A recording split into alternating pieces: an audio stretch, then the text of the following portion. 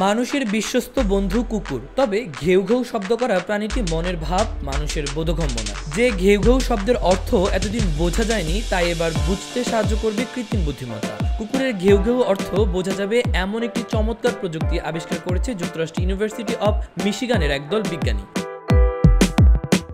BBC এক প্রতিবেদনে জানিয়েছে, এআই প্রযুক্তি ব্যবহার করে প্রাণীর ভাষা বোঝার বিষয়টি নিয়ে গবেষণা করছেন বিজ্ঞানীরা। তারই ধারাবাহিকতায় ইউনিভার্সিটি অব মিশিগানের একদল বিজ্ঞানীরা এআই ব্যবহার করে কুকুরের ভাষা বোঝার এক প্রযুক্তি আবিষ্কার করেছে।